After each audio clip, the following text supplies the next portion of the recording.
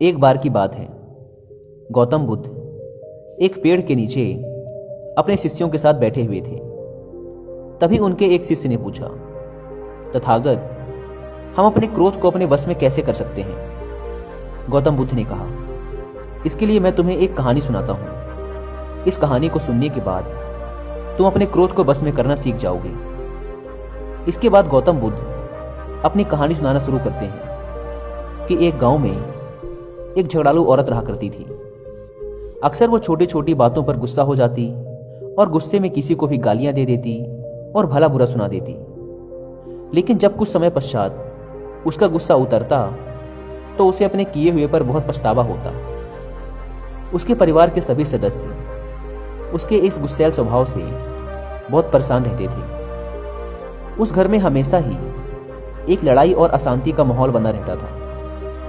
उस औरत के क्रोधी स्वभाव के कारण उसके पड़ोसी भी उसे पसंद नहीं करते थे और इस बात की समझ उस औरत को भी थी कि उसके गुस्सैल स्वभाव के कारण उसे कोई पसंद नहीं करता। लेकिन चाह कर भी गुस्सा आने पर वह अपने आप को अपशब्द बोलने से रोक नहीं पाती थी। एक दिन एक साधु उस स्त्री के दरवाजे पर भिक्षा मांगने आते हैं। साधु को भिक्षा देने के बाद वह स्त्री बड़े ही मायूस मन से अपनी यह परेशानी उस साधु महाराज को बताती है। वह कहती है, साधु महाराज, मुझे बहुत जल्दी गुस्सा आ जाता है और मैं चाह कर भी अपने गुस्से को रोक नहीं पाती हूं। कृपया कर मुझे कोई उपाय बताएं जिससे मैं अपने गुस्से को काबू में कर सकूं। वह साधु महाराज उस स्त्री की बात को बड़े ध्यान से सुनते हैं और फिर कुछ क्षण तक सोचने के बाद अपने झोले में से दवा से भरी एक बोतल निकालकर उस स्त्री को देते हैं और कहते हैं, मेरी बात को ध्यान से सुनो। यह क्रोध को बस में करने की सबसे अचूक दवा है। अब से जब भी तुम्हें क्रोध आए और किसी को कुछ अपशब्द कहने का मन करे तो अपनी जीभ पर इस दवा की 4 बूंदें डाल लेना और कम से कम 10 मिनट तक अपने मुंह को बंद रखना। अगर तुमने 10 मिनट से पहले मुंह खोल लिया तो फिर इस दवा का कोई महत्व नहीं रहेगा और यह अपना प्रभाव नहीं दिखा पाएगी। यह कहकर वह साधु महाराज वहां से चले जाते हैं और इसके बाद से वह स्त्री साधु के बताए अनुसार दवा का उपयोग करना शुरू कर देती है। जब भी उसे गुस्सा आता वह उस दवा की 4 बूंद अपनी जीभ में रख लेती और कम से कम 10 मिनट तक उस दवा को मुंह बंद कर जीभ में ही रखती और फिर गुटक लेती। इस प्रक्रिया को अगले 15 दिन तक करने के बाद ही उस औरत की गुस्सा करने की आदत छूट जाती है। और फिर 1 महीने बाद जब वह साधु महाराज दोबारा उसके दरवाजे पर भिक्षा लेने आते हैं तो वह दौड़ी दौड़ी उन साधु महाराज के पैर पकड़ लेती है और कहती है, महाराज, आपकी दवा ने तो मुझ पर जादू कर दिया। आपकी दवा के प्रभाव के कारण अब मुझे बात बात पर गुस्सा नहीं आता और अब मेरे घर परिवार में भी शांति का वातावरण रहता है। अब मैं बहुत खुश हूं महाराज।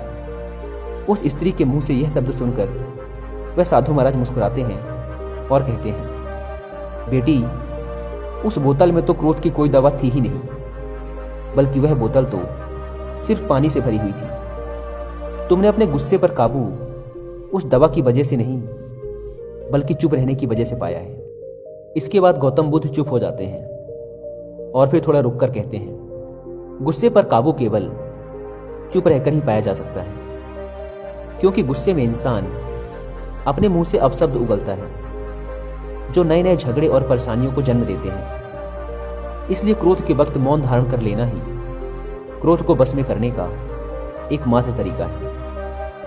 दोस्तों, हम हमारी लाइफ में भी कितनी छोटी छोटी बातों पर गुस्सा हो जाते हैं, अपना आपा खो बैठते हैं और फिर बाद में हम पछताते हैं कि काश गुस्सा ना किया होता। जब एक इंसान गुस्से में होता है तब उसका दिमाग काम करना बंद कर देता है, सिर्फ उसका मुंह बोल रहा होता है और फिर कई बार गुस्से में इंसान ऐसे शब्द बोल देता है जिनका उन्हें जिंदगी भर पछतावा रहता है। कई बार कुछ मिनटों के गुस्से के बस में आकर एक इंसान न केवल मेंटल वायलेंस करता है बल्कि वह कई बार डेंजरस फिजिकल वायलेंस भी कर बैठता है, फिर जिसका परिणाम उसे अपनी पूरी जिंदगी भर भुगतना पड़ता है, जबकि गुस्सा तो केवल कुछ मिनटों के लिए था। अगर हम गुस्से के उन कुछ पलों पर शांत रह पाएं तो हम अपनी लाइफ की बहुत सी लड़ाई झगड़ों और प्रॉब्लम को शुरू होने से पहले ही खत्म कर सकते हैं। इसलिए अब जब भी अगली बार गुस्सा आए तो दिमाग को शांत रखते हुए उस दवाई के कुछ बूंद अपने मुंह के अंदर डालिए और कुछ समय तक अपना मुंह बंद रखिए और आप आने वाली कई समस्याओं से बच जाएंगे। दोस्तों, अगर आपका भी अपने गुस्से और इमोशन पर कंट्रोल नहीं है तो इसके लिए मैं आपको कुकू एफएम पर एक ऑडियो बुक रिकमेंड करूंगा जिसका नाम है master your emotions. Negative feelings और इमोशंस कैसे काम करते हैं यह समझना ही हमारा पहला कदम है। फिर हमें यह सीखना चाहिए कि हम उन इमोशंस को रिप्रोग्राम करके खुद में परिवर्तन कैसे लाएं। इस बुक समरी में आप ऐसे ही कई सारे स्टेप्स सीखेंगे जिनके द्वारा आप अपने इमोशंस एंड एंगर को कंट्रोल और मास्टर कर सकते हैं। एक दूसरी बुक जिसकी ऑडियो बुक मैं तीसरी बार सुन रहा हूँ, इस बुक को ऑलरेडी मैं 2 बार पहले ही पढ़ चुका हूँ। उसका नाम है एज अ मैन थिंकेथ। यह बुक इतनी शानदार है कि संदीप महेश्वरी सर ने भी इस बुक का रिव्यू अपने चैनल पे किया था और अपने सारे व्यूवर्स को स्ट्रांगली यह बुक रिकमेंड की थी। जेम्स एलन के द्वारा लिखी गई सभी बुक्स में से यह सबसे बेस्ट बुक है। दोस्तों, हमारे एक्शंस हमारे थॉट्स का परिणाम है। आपके थॉट्स आपको यंग रख सकते हैं या आपको जल्दी से बूढ़ा भी बना सकते हैं। अगर आपको अपनी लाइफ को मास्टर करना है तो आपके लिए पावर ऑफ थॉट्स को समझना बहुत ही जरूरी है और ये book as a man thinketh यही काम करती है। आपको आपके विचारों की पावर से रूबरू कराती है। इसलिए दोस्तों, मैं आप सभी को स्ट्रांगली रिकमेंड करूंगा कि आप एक बार कुकू एफएम ऐप से इस बुक की ऑडियो बुक जरूर सुने। आप देखेंगे कि आप में एक नया बदलाव आ चुका है। कुकू एफएम इंडिया का लीडिंग ऑडियो पॉडकास्टिंग प्लेटफॉर्म है जहां पर आप बहुत ही अच्छी क्वालिटी में अलग अलग फील्ड के हजारों बुक्स की ऑडियो बुक सुन सकते हैं, वो भी इंडिया के किसी भी लैंग्वेज में और किसी भी काम को करते हुए।